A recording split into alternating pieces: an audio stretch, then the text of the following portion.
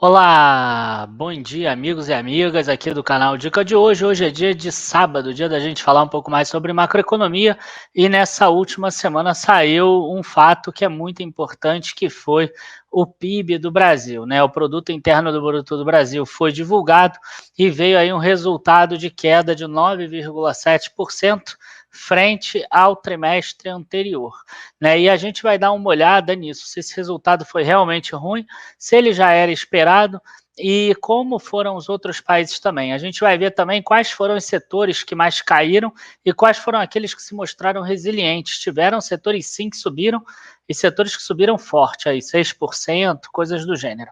Então fiquem já com a gente, curtam o vídeo, se inscrevam no canal e logo depois da vinheta a gente já começa.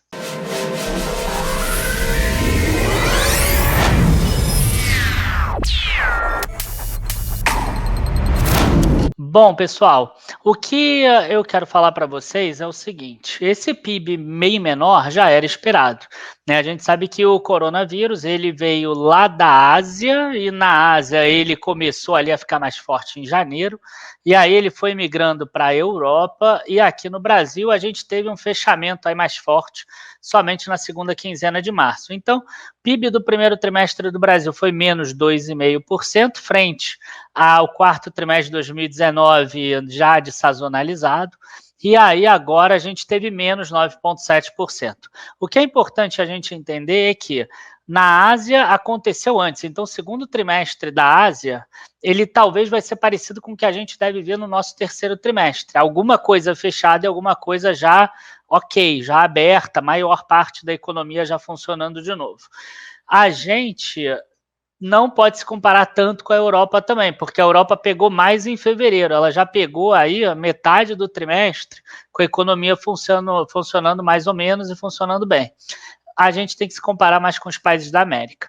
Então, a gente tem aqui uma matéria do Globo, né, do G1.com, e a gente tem aqui uma lista que foi feita pela Austin Rating, né, com a variação do PIB de alguns países. Lá embaixo vão ter todos os 48 países que eles pegaram aqui a variação do PIB. Vocês vão ver que o Brasil está aqui, menos 9,7, ele está em 22º lugar. Ele está empatado, por exemplo, com a queda da Alemanha e bem acima daqui de países como a França, por exemplo, como a Espanha também, como o Reino Unido. E se a gente pegar países da América, a gente tem Estados Unidos com menos 9,1, Chile menos 13, Colômbia menos quase 15, né? México menos 17 e Peru menos 27. Para vocês terem uma ideia aqui, esses aqui são os países, né, que estão nessa lista, estão compilados na lista. A gente tem um aumento impressionante da China, de 11,5%. Primeiro trimestre lá foi completamente parado.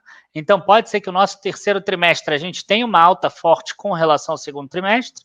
Índia 0,70, a gente vê que são países da Ásia, Hong Kong, Taiwan. Aqui entra 2 países europeus, depois vem Coreia do Sul, que é asiático também, Indonésia, asiático, Nigéria, da África, e aí a gente começa a ter os países realmente europeus. Então, a Lituânia, Noruega, Dinamarca, Letônia, todos entre 5% e 7%. E o Brasil entra aqui na América só perdendo para os Estados Unidos. Então é importante a gente ressaltar que o PIB foi ruim, foi, a economia tá ruim, tá, o Brasil pode ter problemas fiscais, como eu já fiz 2 vídeos, sim, tá, mas o aumento de dinheiro em circulação ajudou muito o Brasil não ter um resultado tão ruim, por exemplo, igual do Peru de menos 27% ou igual o do México de menos 17%. Então, eu acho que isso a gente tem que colocar. Agora, o que a gente tem que tomar cuidado? A gente tem que tomar cuidado para esses gastos, eles não serem, como é que a gente fala? Que eles não fiquem permanentes, né? Porque aí sim o Brasil vai trocar um bom resultado, entre aspas, de curto prazo por um longo prazo horrível, por um longo prazo péssimo e que vai ser muito custoso para a população. E agora, eu queria aproveitar e botar aqui a planilha que eu costumo colocar, né, quando a gente tem aí o PIB, e a gente percebe aqui o seguinte, né, a gente vê que esse aqui é o PIB do Brasil, um trimestre comparado ao trimestre anterior. E se a gente olhar aqui até 2012, Você vai ver que raras eram as vezes que o Brasil tinha um PIB negativo em um trimestre. Aqui em 12 anos, ou até se a gente pegasse até 2013, em 13 anos, a gente ia ver aqui, ó, 1, 2, 3, 4, 5, 6, 7, 8, 9, 10 trimestres negativos. Quando a gente pega de 2014 até 2020, a gente já tem, ó, 1, 2, 3, 4, 5, 6, 7, 8, 9, 10, 11, 12, 13 trimestres negativos em 6 anos e meio, né? Ou seja, em 26 trimestres a gente conseguiu cair em 13. Gente, a gente está falando de metade dos trimestres o Brasil cai e metade dos trimestres o Brasil cresce. Isso não tem a ver com coronavírus, tá? Isso tem a ver com problemas estruturais realmente do país e que com essa crise do Covid, com o aumento de gastos, faz a gente voltar lá para aquela estaca zero, lá de 2016, 2017, quando o Brasil começou a se preocupar em gastar menos. Tá? Então, quer dizer, tudo que a gente remou, 2016, 2017, 2018, 2019, teto de gastos públicos, reforma da Previdência, redução de gastos do governo, enfim, tudo isso que a gente remou, voltou tudo para a estaca zero. O Brasil vai ter que começar a economizar tudo de novo por causa do coronavírus. Então, isso é um ambiente que, na minha visão, é bastante preocupante, tá? E a gente já fez aqui alguns vídeos sobre isso. Bom, vamos pegar aqui agora a taxa trimestral. O que significa a taxa trimestral? A taxa trimestral mostra a variação do volume do que foi produzido frente ao trimestre do ano anterior. Então, agora eu não estou mais comparando o segundo trimestre de 2020 com o primeiro trimestre de 2020. Eu estou comparando o segundo trimestre de 2020 com o segundo trimestre de 2019. Nesse caso aqui, o PIB caiu 11,4%, para ser exato, 11,43%. E esses aqui são os setores. Então, a gente vê aqui, ó, agropecuária, por exemplo, ó, cresceu. Indústrias extrativas cresceu 6,8%, sendo puxada principalmente pelo dólar alto. Porque, às vezes, a mesma quantidade produzida, né, pela Vale lá gerou uma receita maior. Ou pela Suzano, de celulose, por exemplo. Então, o que a gente viu? A gente viu empresas extrativas crescendo bastante. Aí a gente tem aqui alguns pontos que foram bastante negativos. Outras atividades de serviços, acho que não é novidade para ninguém que serviços caíram. Então, aqui deve estar incluído shoppings, devem estar incluídos a parte de bares e restaurantes, viagens também, provavelmente vão estar aqui. A gente tem aqui, ó, transporte, armazenagem e correio, também foi muito ruim, e aqui beirando os 20% as indústrias de transformação. Então, esses foram os piores aqui que a gente viu.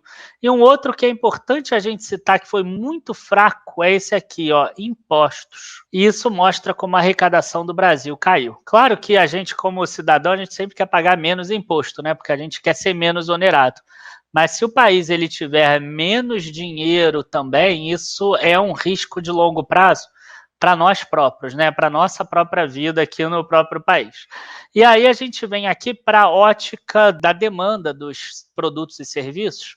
Ali a gente viu a oferta dos produtos e serviços, aqui a demanda. A gente vai ver que o PIB caiu 11% nesse trimestre, frente ao segundo trimestre de 2019. O que mais caiu aqui foi o quê? Formação bruta de capital fixo, quer dizer, investimentos das empresas em máquinas, equipamentos, enfim, investimento das empresas para aumento de capacidade de produção ou para manutenção da capacidade de produção. Então, isso foi o que mais caiu. Caiu aqui quase 16%, assim como as importações também. O consumo do governo, ele caiu também, caiu bastante, mas caiu menos do que o PIB. E o consumo das famílias caiu aqui 13%, 14%. Qual é a grande questão aqui? Vamos pensar de um outro jeito agora. Por que é importante a formação bruta de capital fixo? Na hora que as empresas começam a investir para aumentar a sua própria produção, quer dizer que elas estão aumentando a oferta futura, né? A oferta de produtos lá na frente que elas vão colocar no mercado. Se elas estão fazendo isso é porque elas têm uma expectativa de aumento de demanda lá na frente. O que acontece quando as empresas não investem? Existe o contrário, existe uma redução da oferta, porque parte do parque fabril, parte das indústrias, elas vão diminuindo, elas vão depreciando, elas vão se tornando obsoletas. E aí, O que acontece? A gente tem um choque de oferta. Quando a gente tem um choque de oferta que as indústrias elas não investem, a gente tem uma queda do produtos e serviços que são ofertados. E quando isso acontece e a demanda volta, a gente tem inflação, que é o que a gente está vendo. A gente viu aí GPM mais de 2% já pelo segundo mês seguido.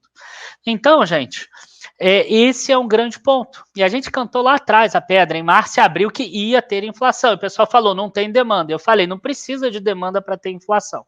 A inflação oficial ainda não apareceu. Por quê? Porque ela ainda está sendo segurada pelo preço do petróleo. Agora, eu acho que já está tendo uma ingerência aí do governo que ainda não está aparecendo também e que vale a pena a gente acompanhar. Essa semana, por exemplo, caiu o preço da gasolina 3% e do diesel 6% nas refinarias. O preço do dólar está mais ou menos parecido, o barril caiu um pouquinho, mas, enfim, eu acredito que já está tendo ali um cortezinho do próprio governo e a ação da Petrobras já está sentindo também. Então, vale a gente ficar de olho. A própria Petrobras bateu recorde de exportação, por exemplo. Ela está preferindo exportar, até porque não estava tendo demanda aqui no mercado interno também.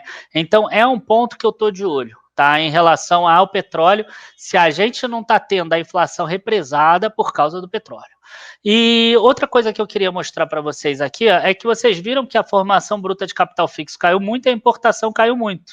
E por que acontece isso? Porque normalmente as máquinas e equipamentos que as empresas usam, elas são importadas, né? Elas são de fora. E quando a gente vê no nosso histórico aqui do Brasil, que eu fiz um gráfico de dispersão, a gente vê que a correlação entre investimentos, né, formação bruta de capital fixo e importações é de 77%. Quer dizer, tem muita correlação. Então, isso serve para aquelas pessoas que falam assim, mas o dólar alto é bom para exportações. As exportadoras vão ganhar muito dinheiro. Elas ganham no curto prazo, tá? Por quê? Porque se você quiser criar uma nação forte, a saída é você ter um dólar mais baixo, com uma demanda forte, aquecida, que vai fazer as empresas investirem no sentido de aumentar a capacidade delas produtiva muito mais barato.